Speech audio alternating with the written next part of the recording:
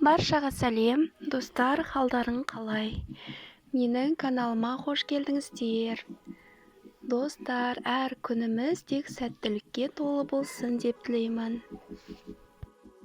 Достар, мен бүгін сіздерге тауық етімен дайындалатын, өте оңай, өте тез дайындалатын дапанжидың рецептімен бөлісемін. Жасалу жолдарын көрсетемін. Дапанжи бұл Дунган елінің өте танымал тағамның бір түрі. Өте дәмді, өте тойымды, өте ерекше тамақ. Бұл дапанжиді өзін солай жеуге де болады, немесе гарнир ретінде күрішті, макарон, немесе кеспе, дүкендердегі дайын кеспелерді пайдалануға болады. Немесе үйде қамыр илеп, кеспе пісіріп, солай гарнир ретінде пайдалансақ, өте дәмді болады. Мен бүгін өзім қамыр илеп, сол қамырдан кеспе дайындап, гарнир жасайтын боламын. Ал бісміллә деп, ең алдымен ұнымызды електен өткізіп, тұзымызды, жұмыртқамызды қосып, бешбармақтың қамыр сияқты қамыр илеп аламыз. Содан соң қамырымызды демалдырып қойып, тауығымызды жуып құрғатамыз. Содан соң бізге пияз, чеснок, картошка және болгарский бұрыш керек болады. Және дәмдеуіштер, соевый соус керек болады. Пиязымызды майдалап турап аламыз.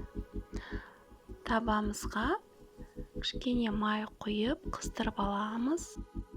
Сол табамызда қызып тұрған майға 2 қасық қантты саламыз. Қантымыз еріп қызара бастағанда, қуырылып ери бастағанда, тауығымызды салып қуырамыз. Орташа отта тауықты салып қуырамыз. Содан соң пиязымызды, майдалап туралған пиязымызды салып тағы да қуырамыз.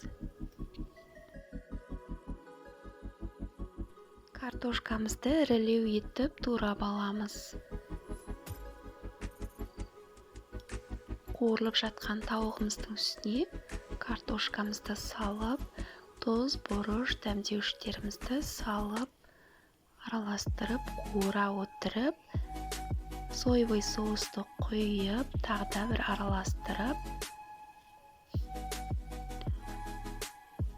200 граммдай су құямыз.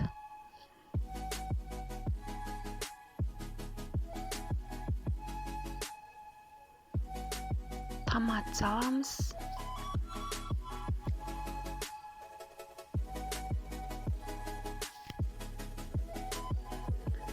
Суымызды құйып, қақпағын жауып, бұқтырып, жарты сағатқа немесе 40 минутқа қалдырамыз.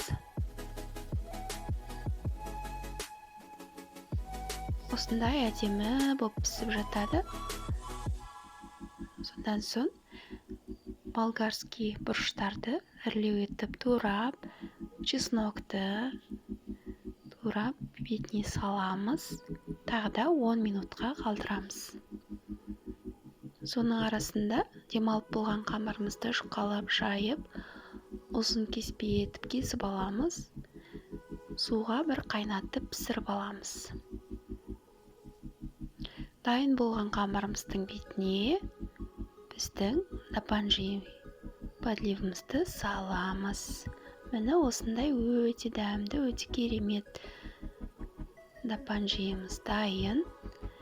Достар, видеом ұнаса лайк басып, комментарий жаза кетіңіздер. Міндетті түрде осы рецепт бойынша жасап көріңіздер. Өте оңай, өте дәмді шығады.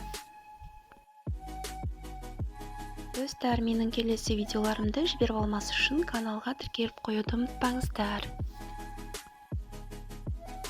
Осы видеоның астына описаниеге рецепті мөлшерлерін жазып кететін боламын. Сау болыңыздар, рахмет.